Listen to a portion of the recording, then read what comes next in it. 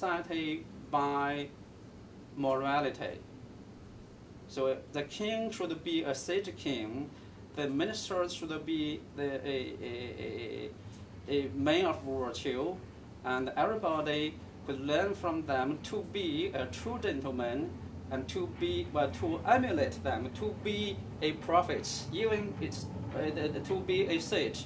Even they realize it's so hard for an ordinary person to become a sage, but that is the model for them, for them to emulate.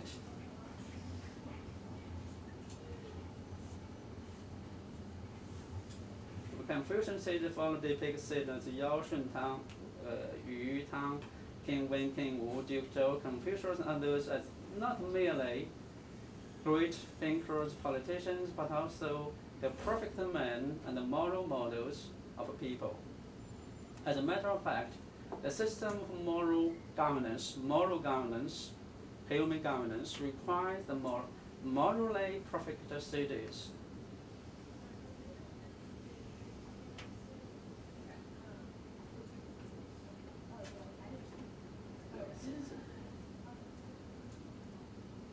So it's really hard to control this mouse. I think I have finished my main viewpoints, and thank you very much for your patience.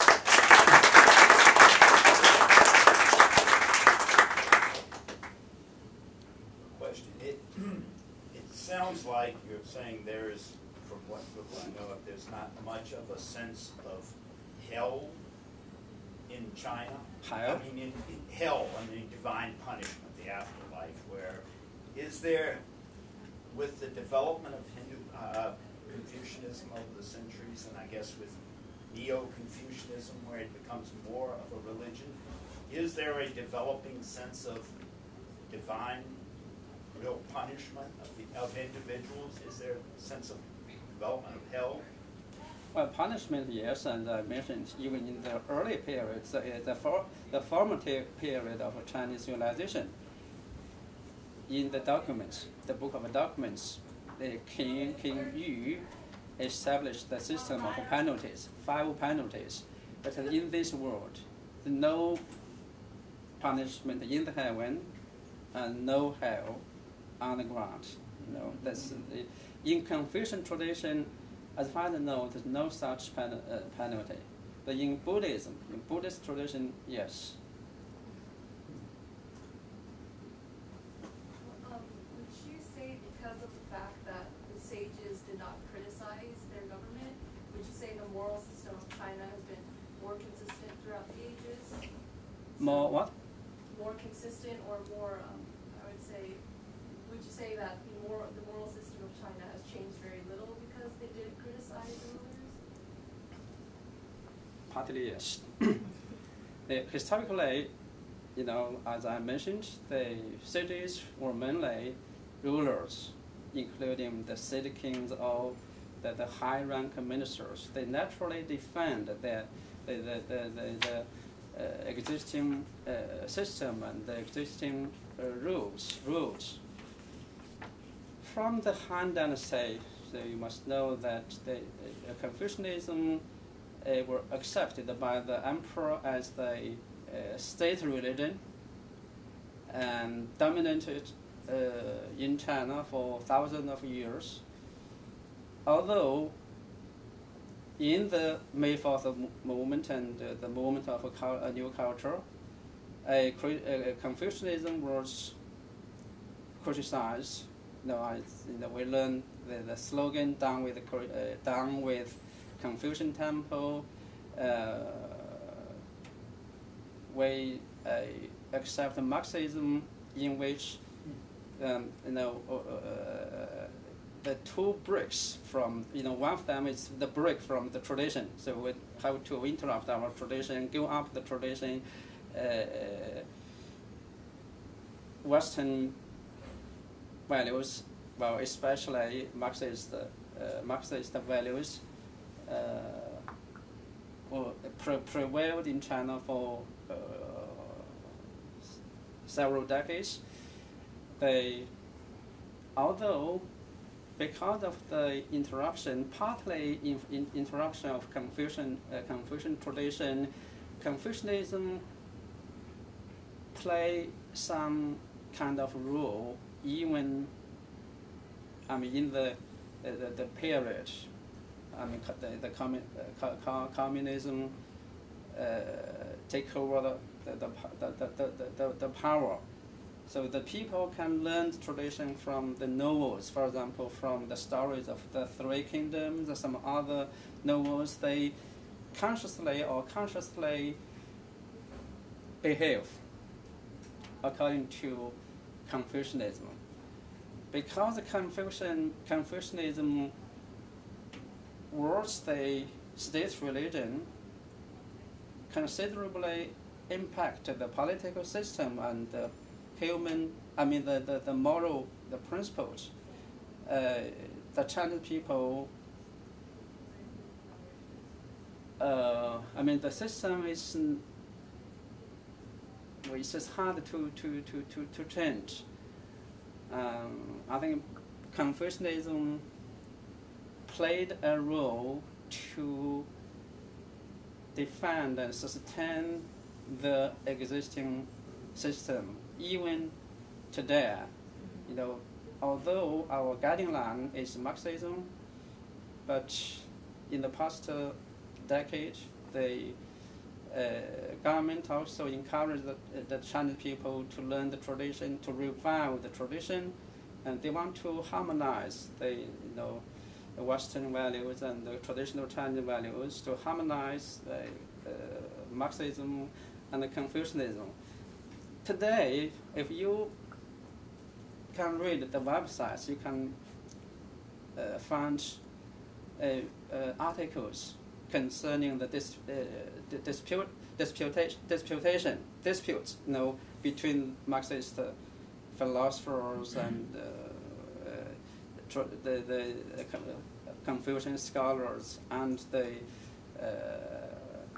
Chinese philosophers of Western philosophy. They discussed a lot.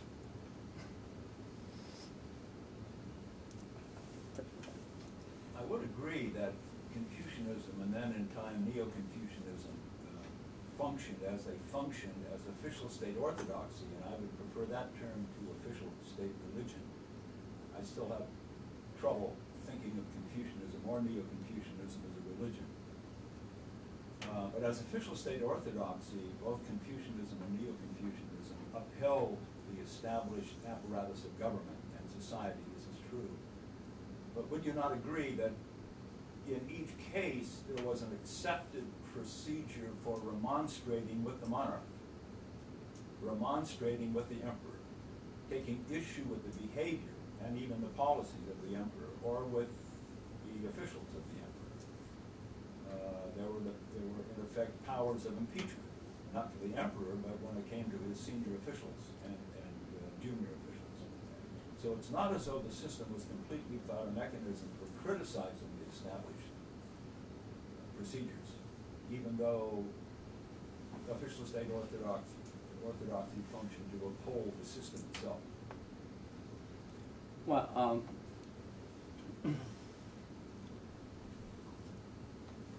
some Chinese scholars say that after the Song Dynasty, the new Confucianism emerged as the dominant ideology. Confucianism became a real religion. Why? Because after Zhou Xi raised the expression "yi li sha ren," and to kill the people with the heavenly principles. After that, especially in the Ming Dynasty, and culturally or ideologically Chinese culture became very conservative or very backward, especially the attitude toward women. In the relation between husband and wife, even the mother, between mother and the son, the women were in a really inferior position. So some people, I'm not sure, I'm not an expert of New Confucianism, but I learned from some specialists. For them, Confucianism after the Song Dynasty became a real religion which refrained the Chinese people, controlled the Chinese people too much. So that's my impression of New Confucianism, after the Song Dynasty. I would certainly agree that Jushi introduced a certain spiritual element. Yeah. But there was a force that transcended the everyday world of human experience. That's right. But this is a subject for discussion at another time. But I'm still uncomfortable using the term religion for Confucianism. Whether it's in China or Korea. Well, it's whether Confucianism is a religion, whether New Confucianism is a religion, mainly depends on how do you define a religion. So it seems to me, if a system of theory and of principles and rules on the basis of some kind of deity, it is religious. In Confucius' time and before Confucius, obviously we have the Supreme Lord, that is very similar to God in Judaism. Later, in Xunzi, in the Song and Ming Dynasty, heaven is more regarded as nature or something, natural world, not so divine.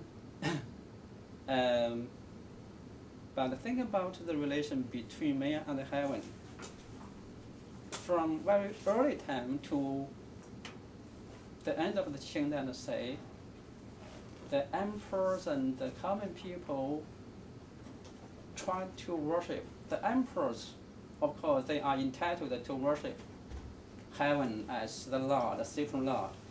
The common people after the Ming Dynasty were also entitled to worship heaven. In some period, they are not allowed to worship heaven. They are not entitled to worship heaven. To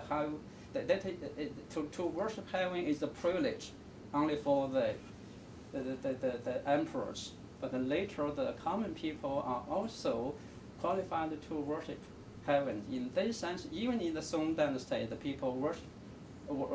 They have a idea. As I finally remember, Zhu Xi said, you have to keep it in mind that the heaven is above.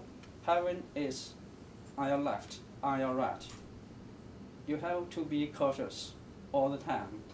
So I don't think in Confucian, even in New Confucianism, there's no God.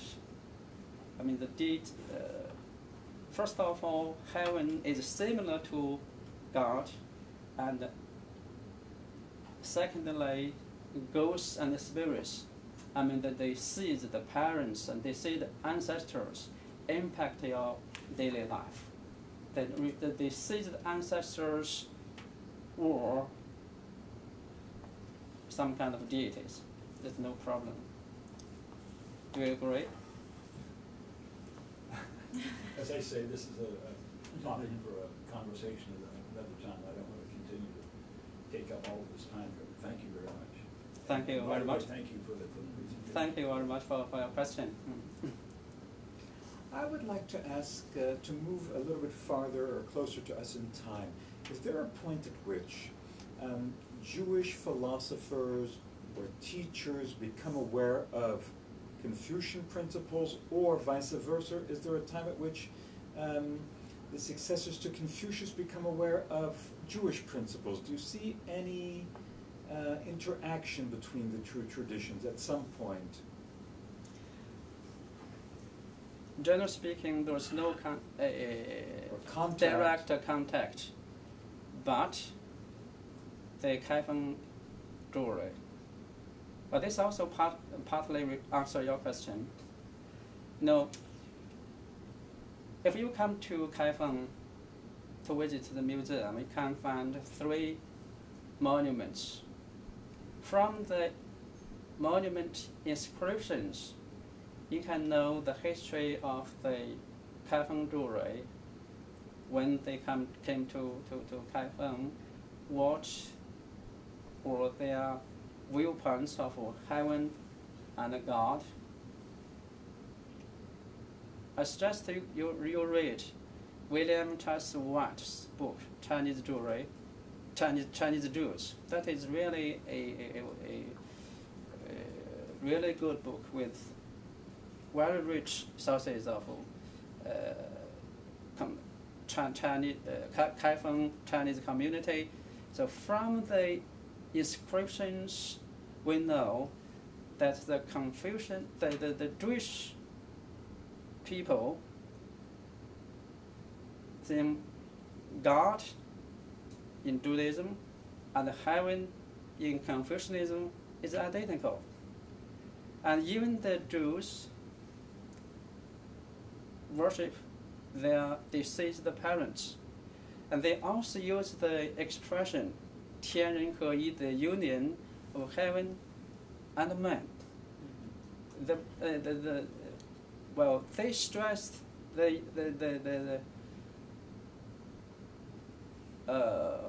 heaven is God. They stress the aspect of monotheistic aspect, but they agree that heaven, there's no difference between heaven and God.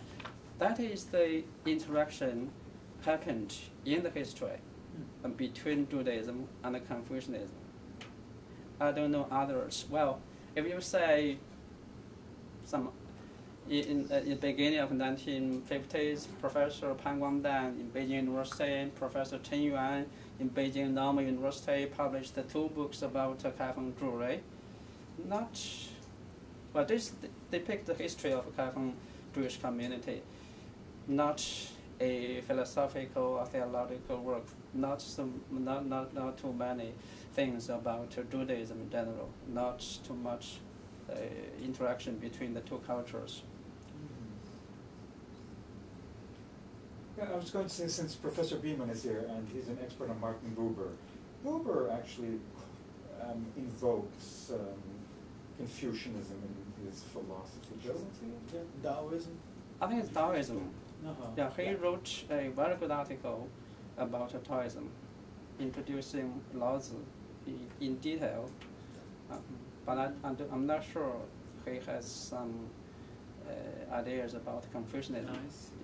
Well, that was the spirit of times. The Taoism essays come out in 1916, so it's the 1910s was really a time of European scholars engaging with Far Eastern thought, that Taoism becomes a very significant, Confucianism less so, but still on the horizon. And in Buber's case, Buber tried to, in a way, subsume Far Eastern thought and the Oriental thought, and claimed that the spirit of the Orient is a distinctive unity that would also serve as in a sense, as redemption for the decline of Western culture. So that has to be seen in the context of the beginning of the century, World War I, and then the interwar period. So it's a response to a crisis sentiment in Europe. Yeah. You mentioned in response to a previous question that the role of women was re-examined during the Neo-Confucian times. I wonder if you could comment on the fact that obviously all of the Hebrew prophets and all of the Confucians were men, whereas. There were No, women Were there prophets. it's women not there? true. Oh, Yeah, oh, women, okay. women I thought prophets. they were women. I was going to say that the Greeks had female gods. Yeah, Yeah. I didn't mention the name, but there were That women prophets. they're The underrepresented. Moses' sister, Sages. Miriam. Yeah. Deborah. Okay. Yeah, Huldah. yeah. Okay, I'm Yeah. sorry. I thought Yeah, they were that's all right. men. Well, they are largely men. Yeah. The point is well taken. Yeah. Okay. Yes, I just have one question. So you mentioned that during Ming Dynasty, emperor and then normal people also did heaven worship. You mentioned that. I wonder. I think Matthew Ricci, the Jesuit missionary, worked at that time. I guess I'm not sure. So is there influence from Jesuit? Again, the change of attitude toward heaven is influenced from Jesuit missionaries or not? I think that the Jesuits arrived in China in the late Ming Dynasty. And late In the late Ming Dynasty, before that. in the in the later Ming Dynasty and the early Qing Dynasty. Yeah, right. Mhm. So before that already the concept of heaven is changing. I mean, the people start. Well, I don't worship think heaven. the Chinese intellectuals were impacted by the Jesuits too much. I know some Chinese officials, Xu Guangqi, and others converted to Christianity, but it's quite rare. I don't think they played they affect the Chinese intellectual world at that time. Later, gradually, yes, some Chinese people converted to Christianity, and they tried to harmonize the Christian doctrines with traditional Chinese principles, especially Confucian principles. The early modern Chinese Christian scholars, for example, Li Zhizao, Wang Zhixin, these theologians, they are Chinese Christian. These theologians try to synthesize Christian doctrine with Confucianism, but I'm not sure. I don't know. In the Qing Dynasty, even in the beginning of in the later Qing Dynasty or beginning of Qing Dynasty, to what extent the Western Jesuit influenced the Chinese scholars? If in the Hebrew religion or society, the prophets were voices of critique, but you say that the Confucian sages were not, was there another way or another role that served the role of critique? Or another question, how did critique or self-critique happen in Confucianism? It's a critic. So how would something be criticized in the government or the Confucian sages if they were perfect and didn't themselves serve as critics of the regime? How was criticism possible, or was it? Sometimes it is possible, but generally speaking, it's very hard. That is the characteristic of the Chinese monarchy system. This, as I mentioned in my presentation, the system, the rule of humanity and the rule of morality. And because of the lack of rule of law, because the ruler and the scholars are very obedient, so it's hard for them to criticize the government. I'm not saying, as I mentioned in my presentation, the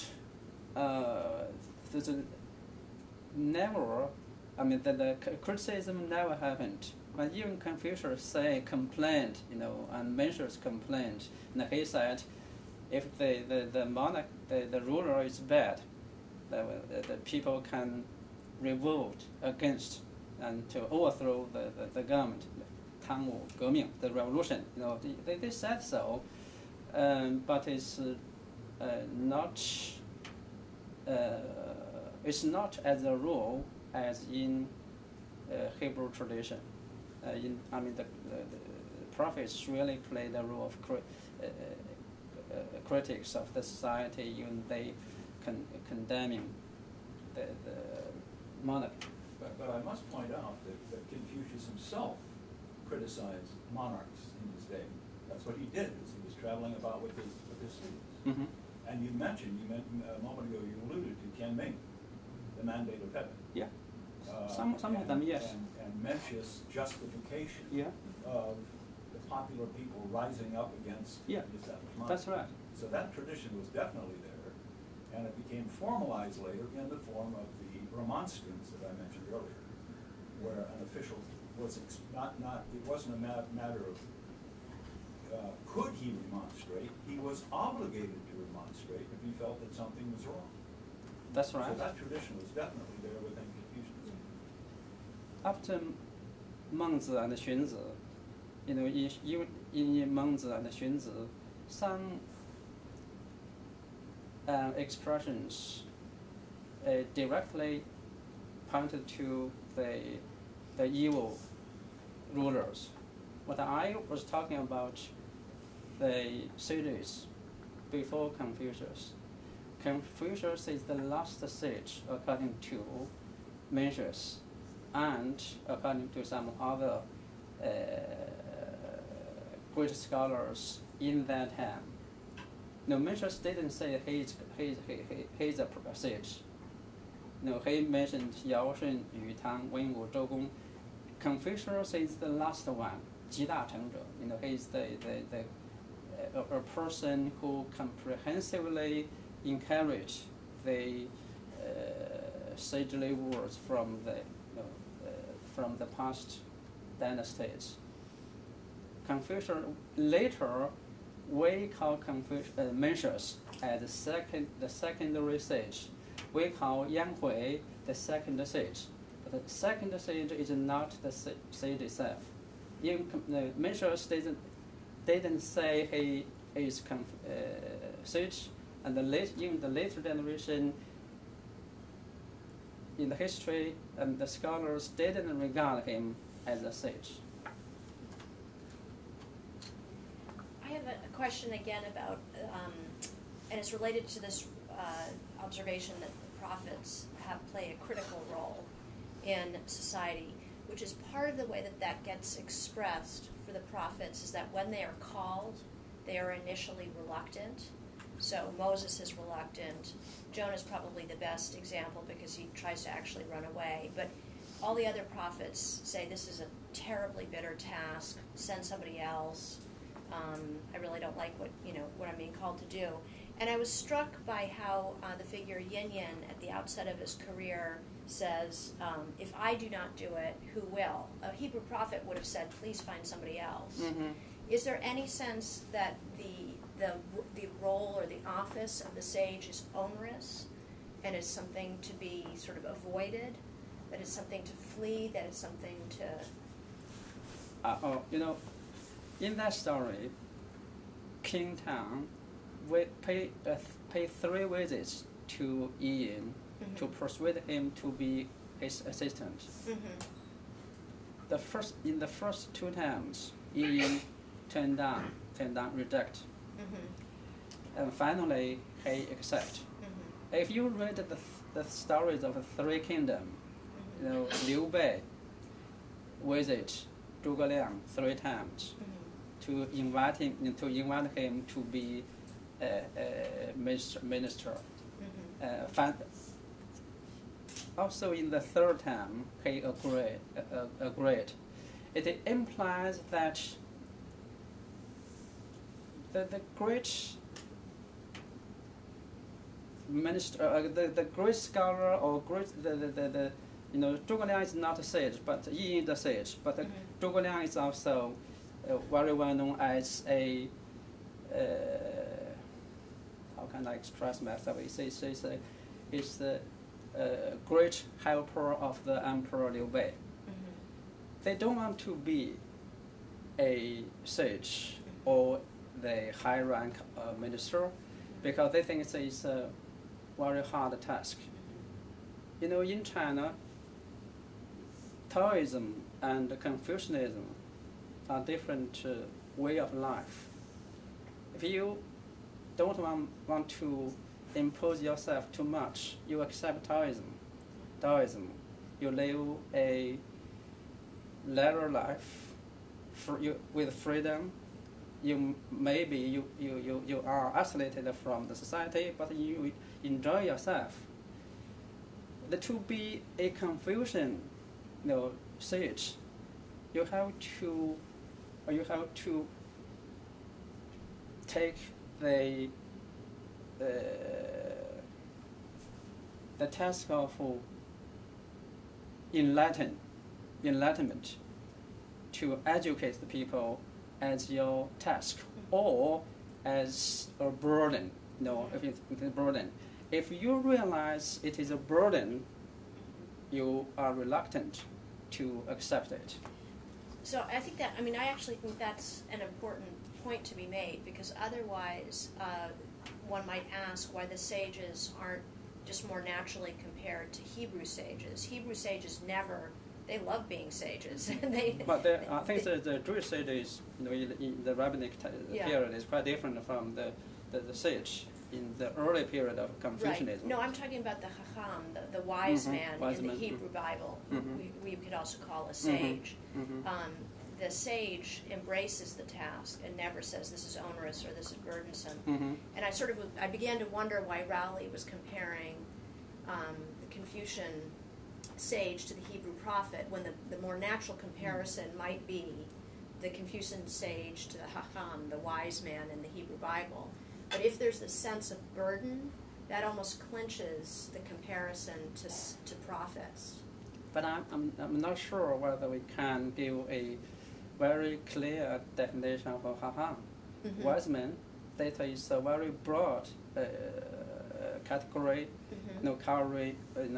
including the prophets and including even the priests and many other persons. So it's not a very clear category for us to do comparison. No, it isn't, and they tend not to be named, and that makes it even more difficult. But they're and certainly characters wear multiple hats, and they're characters that we would call wise, sort of retrospectively, but they're not designated a wise man within the Hebrew Bible. I do think it is a particular position. Anyway, it's just a thought that the sense of burden distinguishes the prophet from the sage, and it might also be another point that allies the prophet with the Confucian sage. Thank you. I think more. In fact, I was thinking to follow up on Martine's comment. It seems to me that the Confucian sages, though there are differences, are more similar to Talmudic sages than they are to Hebrew prophets. The main difference, it seems to me, is that the Talmudic sages are interpreters of law, whereas the Confucian sages aren't. But many of the Talmudic sages are venerated men. They are moral models in addition to being interpreters of law. So there are some common elements between Talmudic sages and Confucian sages, even though chronologically they're at different times. Would you agree, or no? Well, when I talked about Confucian sages, I refer to the group of sage kings and high-rank ministers who initiate the Chinese civilization. They were founders of Confucianism. The Talmudic sages were interpreters of the earlier tradition, so they're quite different. You don't see any commonalities in the way. If we see some common points between them, all of them are Chacham. They are the wise men. Well, I think it's 5:30, and you've answered so many questions. I want to thank you very much for your lecture. Thank you very much. much, And and I I'm sorry invite for the later part of my presentation.